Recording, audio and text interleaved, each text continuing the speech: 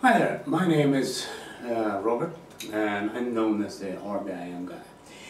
And you probably never heard about me, or maybe you have and you've been reading my website or something like that, some posts on internet or whatever. And what I do is make people better. Those who are really good, I make them better at what they do. I've been researching performances for about, give or take, 20 years. I've been working with NLP from the start, hypnosis and all that other stuff. And for a lot of years now I've developed my own stuff or own models, if you like. I was working with dyslexia. And dyslexia is believed that if you're a dyslexic, you're dyslexic for the rest of your life. That's what the science in the field tells you, and what teacher tells you and all that stuff, and parents and all that stuff. It's easy to believe that because you make a diagnosis and you try to help them, and they don't improve that much. They struggle, it's really painful for them. So after working with dyslexia back in 2001, that's about, give or take, 14 years ago, and it took about 2 sessions. And she was a girl, she was, I think it was 11 years old at the time. And her parents had been told by the best in the field, by the way, that her daughter was, going to be reduced to cleaning houses, cooking food, stuff like that for other people, because she wouldn't, amount to something. Now, it's nothing wrong with cleaning houses for a living or, cooking. Some people love cooking, some people like cleaning, and some people like numbers and become an accountant. I can't stand, looking at numbers all day on the paper. That's me. A lot of people love that stuff. Good for that. Anyhow, she was a girl, 11 years old, in a special class with about 6 other people. And I was working with her in one session, came back to the next session a few weeks later and asked her about how things were improving. And she said, well, it's much better now, and but I have trouble spelling long words. And I asked her, why did she have trouble with that? And she said, well, my teacher told me that it's really, really difficult to spell long words. And I told her and asked her, is your teacher having trouble spelling long words? No, she said. So why is he telling you that? I don't know, she said. So I told her and taught her how to spell the National Encyclopedia, or the forward and backwards. And after that, she didn't have any issue with long words or spelling. She had to move to a new class with a lot of other students because she didn't have any dyslexia anymore. And eventually she had to go to a new school where she was top of the class. A lot of people believe dyslexics, are not that smart. That's not what dyslexia is. Dyslexia is missing something about decoding and accessing the words and how they are supposed to be. And I learned a lot about dyslexia over the years. And here's the thing, I learned about dyslexia and build models for that. So I built a model which is called the CAD model. It's up here in, nice text here. I'll put it up here so you can read about the website, and this is a student of mine running that. And I learned about that, and I've been using some of the things I've been learning in that kind of field for the rbim stuff I'm doing recently and for a few years now. And I developed models, and I had this guy coaching golf, and some people tell me, I should, do something else than coaching him, and I said, well, that's not a challenge for me. My challenge for me was like, I want to know how to create something better. So I tried to help this guy to play golf the way he wanted. And first his modern swing sucked ass, so he hurt his back and he couldn't play golf. So I had to research the golf swing, golf theory, and I built a better golf model and golf system. So he could now swing long, hit the ball longer and further, and he has more precision than he ever had with the modern swing. It's not possible to have this kind of distance and precision with a modern swing, which I'm teaching here you with the rbim golf system. So this is different. And in my system you can also swing with everything you have without losing balance, which is, by the way, impossible with the modern swing, but I don't want to go into depth into that. I also had to look at the performance, because he was playing now and he was not able to do what I was teaching him. What I was teaching him from what I learned in NLP, what I learned from just bringing him into self and other stuff, he couldn't really apply. So I was like, okay, what's going on? And well, he couldn't do what I wanted him to do consistently. He tried, but he got all this other thing that, interfered and disturbed his performance, and I was like, okay, that shouldn't happen, because I don't, you know, think like that when I follow, you know, kind of instructions here. So I started to apply some of the things I've been learned over the years, and it didn't work. Okay, that's strange, it should work. So I then started to do what I'm doing best. I just started to do some research and, you know, other things, and I started to apply variations for him and started to run a lot of things with him until I found something that really worked for him. Once I found that, I could make a contrast of that into a way understanding performance in a new way. So I also finalized and understood that, well, if I take that, I also understand what I am doing, so I can explain that to other people much better. So the last year, when I was 50 years old by now, I developed 3 models and finalized 3 models. One of them was the rbim 3.0. It's about how you locate self and access that, and, you know, become yourself. You don't need to be, you know, be someone else, or you know, respond or react to whatever people expect you to respond or react to. So you can be, you know, yourself. And that's kind of cool. It's a Skype chat there, but I had a couple of hours with some people all over the world, from Australia, from the United States, from Germany, and from the UK, and Sweden, of course. Sweden is the capital center of the world at the moment. It's like, you know, back in the old days when Earth was the center of the, you know, solar system, not the sun. And well, that's me making fun of things. That's, you know, a lot of people that don't have a sense of humor out there, and that's regrettable for them, I guess, but you know. So, research 3 models, rbim 3.0 for yourself. I researched the goal swing model and finalized that, and also finalized a performance model to perform at your best. Every time you go out and play, you can perform at your best. Now, a lot of people out there can't do that. Roger Federer, for example, in tennis, plays really well over the years. He's been dominating Ingmar Stenmark in skiing. There have been other people like John Wilder and table tennis that really do great performances. Here's the thing, they could be doing even better. So people say, what do you mean better? They are really good, they're dominating. I mean, Ingmar Stenmark, he won 8 to 6 times on the ski circuit, and I said, that's really good, no doubt. He's the best there, in wins and all that stuff. Here's the thing, he could be even better. If he knew how to make sure he brought out the best of his performance every time. But he couldn't do that all the time, and he will be the first one to tell you. But the way he is able to do that, and when I look at people who won and stuff, and I look at the golf field, no one in the PGA Tour and all that can do the consistency I'm talking about. None of them can do that. So when people are trying to study the golf swing and the golf performances out there on the world, I don't, because they don't do the kind of consistency I want, you know, people to do. I want them to be able to do the best performance you will be able to do every time, and that you can also improve over time. If you start with something that's really good from you, you can do your best performance, and then you start to improve that over time, so you become even better down the line. That's kind of cool, I think. That's you know, piques my interest and curiosity in a way. That's what's, you know, what I do as an, you know, as an rbim, I basically do research, analyzing, and finalizing models. I build models of, in this case, I built 3 models last year. You know, that's what I do. I don't do a golf school. Some people say, well, you're teaching golf swing model. Yes, I teach a golf swing model. Yes. Can you teach me? No, I don't. If you're a tour pro, I can teach you. If you're not a tour pro, I'm not interested, because I'm not a golf swing trainer. I'm not a golf swing guru.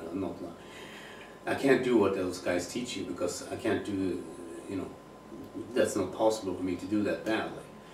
I mean, if you think about it, Tiger Woods, for example, he decided to, you know, go what Sean Foley was doing, because, you know, he's a good guy, and, you know, he's dressed really cool and talks really cool and all that stuff, and the problem is he doesn't know what he's doing. And Tiger Woods spent 5 years trying to do that, and he couldn't do it. And after 5 years, he finally realized, you know, this golf swing mechanics is really difficult to do. I could have told him that. Even I didn't know what I do, you know today, 5 years ago, but even then I was thinking, this doesn't make sense to me. Today I understand why, and the difference why. You know, I couldn't explain it to him if he wanted, but that's not likely going to happen. But, you know, the thing is, a lot of people who want to perform. And this is my message today. If you want to perform in the PGA Tour, or Asian Tour, or European Tour, or the LET Tour, or Ladies Tour, or LPGA, or you can take your best performance that you had for a whole round, and you can make that the default playing round. So if you shoot, for example, 800 par or 500 par, and you feel like, okay, this day I played at my best, you can take that performance and do it the next day, and the next day, and the next day, and the next day. And you can do it every competition, every day you go out and play with friends, tournaments, majors, whatever. That's what I'm teaching. That's what I'm talking about. I'm talking about bringing out your best rounds and do that as an average. People go, wait a second, you can't do that. Well, why not? Well, people can't do that. Yes, I know. That's why I built the models. People can learn to do that. So I'm not teaching people a golf school system of golf. I'm not interested. I'm interested in building models, do research, so people can do better. That's what I'm interested in. I want to be better at what I'm doing. So I had to research models to make me better to do what I'm doing. It makes sense to me. And people say, well, you know, it kind of makes sense to me also. But how do you do that? Well, you do a lot of research, which I do, and you do a lot of analyzing, which I do, and you do a lot of testing, which I also do, because it's a lot of testing to find out what actually works. So I build a model that I know when the results is predictable. So I know if I apply this model, I'm going to get these results down the line, because the results is predictable. The same way I work with dyslexia. I know what they need to have to make them, you know, a normal reader and speller, like you know, the average reader and speller out there. So I can take whatever dyslexia they have and train them so they don't have dyslexia anymore. I work with kids who have diagnosed dyslexia, and 45 minutes later they don't have dyslexia anymore. One of my students worked with a kid who had a diagnosed dyslexia from an institute in South Sweden. Really official science stuff. She went back there after he had worked with her, and she take the same test, and the tester, she asked her what she was doing there, because she was not dyslexic anymore. And I like her. That kid is really wonderful. She told the tester, well, actually I was here a few months ago and you told me I was dyslexic back then, because you did the same test and you told me I was dyslexic. And then I went to this guy who did the CAT model, and now I'm not dyslexic anymore. And the tester was like, and I would love to see your face back then, because people in the dyslexic field, science and all that other stuff, teaching and stuff, they can't believe this kind of results the CAT model produced. It's beyond their knowledge, beyond everything they believe. And for me, it's just a model I apply that I know the result's going to happen if you follow the model. And I think what I'm trying to do here is to get across the message that you can do your best, then you can learn to do it better. That's a condensed idea of, you know, what I'm trying to teach people. And I'm trying to do that also, but a lot of people don't like that, because here's the thing about human race. If you are doing really good and you're really happy or something like that, a lot of people become more afraid of them doing what they are, you know, their best, because they feel really good about it. And a lot of people think they're going to lose that, because that's what's normally happening out there, because they don't teach you how to be really good at something and to really improve that and to stay at doing your best. Now, the rbim 3.0, locating yourself and accessing yourself and build that, is a really important tool for the human race and evolution of it. And it's important that if you read my website or webpage or something like that, you can recommend it to friends in social media nowadays. And they can start doing this. It doesn't cost anything. They can read my web post, and they can listen to the Skype chat, and can, you know, even ask me a question or two. And this is the most important, because you don't need a religion, you don't need a culture, you don't need the social, you don't need what people tell you. You can know how you know, can experience yourself. And I think that's a really powerful concept as a human being. I know it's for me, at least. I don't know what it's going to be. You know, I have some people who've been reading my website for years. They have applied what I'm teaching, and they have done some extraordinary things. just by reading a web page and applying that. That's pretty powerful in my mind. But I'm not that interested into doing a lot of things outside, because I'm interested in research and research, analyzing and testing and building models. That's what I'm driving me. That's what I'm interested in. Back in 20 years ago, I started with NLP, right? And after a while, when I was working with clients, I was like, okay, something is missing here. So I started asking questions out there. And the problem I had, Richard Bannon couldn't answer them, John Green couldn't answer them, Joseph Riggi couldn't answer them, Robert Dills couldn't answer them, no one could answer them. So I had to find the answers myself, and so I did. And rbim 3.0 is my way of saying this is the NLP of the future that actually works. It doesn't need to be, do something else that works. This is what works. This is the evolution. This is my way of telling the world, if you're doing NLP, don't need to do that shit anymore. You can do rbim 3.0.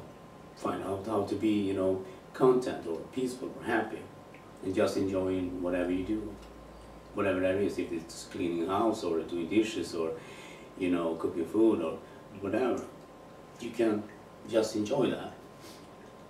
I enjoy doing research. I do enjoy doing analysis, and I enjoy doing tests. It's a lot of work to do that, to get to the essence and distill it down so it actually works to predict the result. So I built a better model of modeling. So because when I started out 20 years ago, I wasn't interested in NLP per se. I was interested in the process to develop NLP. So I've been a student of that for 20 years. So I developed a way of doing modeling much easier, so I can model what I'm doing myself and make it into a way of explaining that to other people, so they can start to be able to do the same things I'm doing. Because when I check what I'm doing myself, I'm always getting better at what I do. I'm always simplifying it. I'm always improving. Small things, little things, sometimes bigger leaps, but I'm always doing that. And I noticed that a lot of people out there don't do that. They are stuck with struggling, depression, other things. Life gets in the way, as you say, the house burns out, the cats get, hunted by some dogs, or the dogs get, hunted by some wolves, and then the humans are, killing off the world and stuff like that, because, it's in the name of scientific progress and all that stuff. And I think that's, as a message, it's not that good. So that's why I'm doing rbim 3.0, telling people start doing that, because it's really, really worth it. The result is predictable, and while it may take some take some time to get there. When I was doing that, it took me about 3 weeks, and it took me a few more weeks to really understand what this kind of stuff means to me and what it's like to be like this for me. And if you struggle, a lot of other people struggle, and you can, have feedback from other people who are starting doing this, and that's my way. Let's start the revolution. rbim 3.0. Let's go.